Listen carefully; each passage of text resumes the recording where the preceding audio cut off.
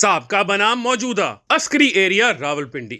My dear general Jasim, अस्सलाम वालेकुम। आपसे मुलाकात तो होती रहती है, मगर बहुत सी ऐसी बातें हैं जो इन मुख्तसर मुलाकातों में हो नहीं सकी। आज ये खत इसलिए लिख रहा हूँ कि अपने तजुर्बे की रोशनी में आपको कुछ मशवरे दे सकूं। सबसे पहले मैं वजाहत करना चाहता हूँ कि मैंने आपको MI का सरबरा बनाया, फिर ISI का, और फिर जब कप्तान खान ने आपको हटाने का कहा तो आपको कोर कमांडर लगा दिया। कहने का मतलब यह है कि आप हमेशा मेरे पसंदीदा रहे। हाँ, जब आपकी बतौर सिपा सालार तकर्रुरी का मामला आया तो मैं दूसरे जर्नैलों के दबाव में आ गया।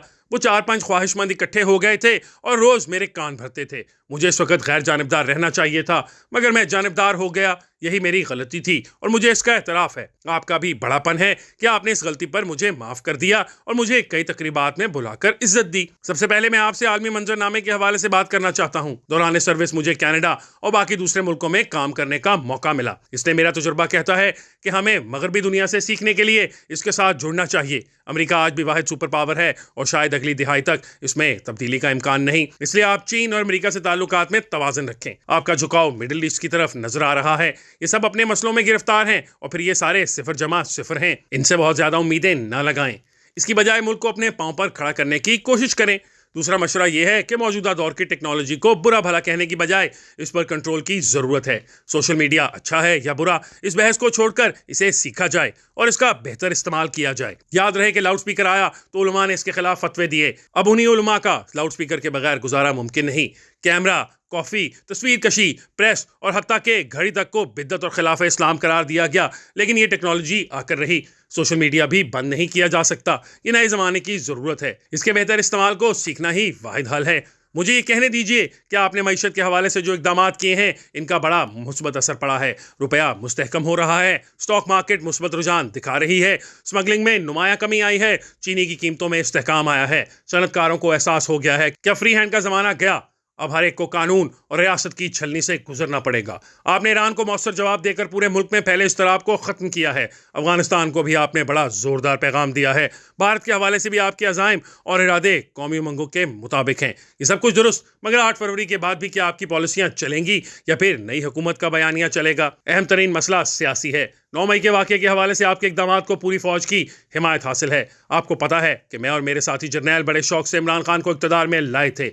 मैं और मेरे बच्चे क्रिकेट के शदाई थे, इसलिए हमें इमरान खान अच्छा लगता था। हमने बहुत आगे जाकर इसकी मदद की। OC के जरिए हर जिला में इसके उम्मीदवार फाइनल किए और इसे जितवाया, मगर अफसोस कि वो माशी कारकर्दगी में बिल्कुल नाकाम हो गया। उसकी गवर्नेंस भी नाकाबिले बर्दाश्त थी। इसलिए आहिस्ता आहिस्ता मुझे एहसास हुआ कि मैंने गलती कर दी है। इसलिए इमरान खान की इक़्तिदार से रुखसती को मैं अपनी गलतियों का मदावा समझता हूँ। इन सब ख्यालात के बावजूद मेरी हमेशा से यही राय रही है कि पॉपुलर सियासी जमातें इदारों की तरह होती हैं। इन्हें तोड़ना या कमज़ोर करना सियासत और रियासत को कमज़ोर करने के मुतरादिफ होता है। इसलिए आप अपनी पॉलिसी पर नज़रसानी करके 9 मई के जिम्मेदारों को सजा दें, मगर बाकी PTI के लिए आफियत का दरवाज़ा खोलें। मैंने नवाज शरीफ के साथ काम किया है। अपने पिछले इक़्तिदार के आखिरी दिनों में वो सुस्त हो गए थे और उन्होंने बहुत से मामला इसहाक डार पर छोड़ दिए थे। अब भी ऐसा लग रहा है कि नवाज शरीफ को चौथी बार लाया जा रहा है, तो ये बात मद्देनजर रहे कि इनके साथ ताल्लुकात को खुशगवार रखना आपके लिए काफ़ी मुश्किल होगा। मैंने बड़ी कोशिश की थी कि इनके साथ चला जाए। एक तरफ तो इस वक्त के जर्नैलों का दबाव और दूसरी तरफ से हुकूमत का बेलचक रवैया बिलाखिर खराबी ताल्लुकात पर मुंतज हुआ। अब इससे बचने की ज़रूरत है। डियर जनरल, बलोचिस्तान के हवाले से हमसे गलतियां हुई, इनका अजाला करने की ज़रूरत है। मेरे ख्याल में अकबर बुगटी को मारना गलत था, वो गद्दार नहीं था। इसकी हैंडलिंग गलत हुई। बलोच को इज्जत दें तो इसका रवैया बेहतर होता है। कई दहाइयां गुजर गई हैं, बलोचिस्तान का मसला जूं का तू है। जरूरत इस बात की है कि इस मसले का पुरअमन और देरपा हल तलाश किया जाए और इस तरफ जाने का वाहिद हल मुज़ाकरात का रास्ता खोलना है। भारत से भी अब जंग नहीं हो सकती, मुज़ाकरात ही रास्ता है।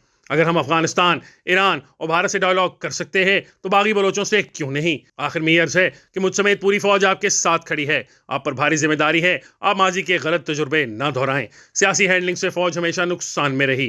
फौज तो सबकी है, इसी ने मुल्क को इकट्ठा रखा हुआ है। अमन व अमान भी इसी का मरहून मिन्नत है। अमन हो तो जमहूरियत आती है। फौज अमन तो लाई है, जमहूरियत भी आने दें। इसी से रियासत मजबूत होगी। इमरान खान और उनकी सियासी जमात ने जो किया गलत किया। मैं खुद इसके खिलाफ हूँ। मेरे खिलाफ इसने क्या कुछ नहीं कहा, लेकिन इसके बावजूद मैं ये समझता हूँ कि बैरिस्टर गौहर की सरबराही में कायम नई तहरीक इंसाफ को काम करने का मौका मिलना चाहिए।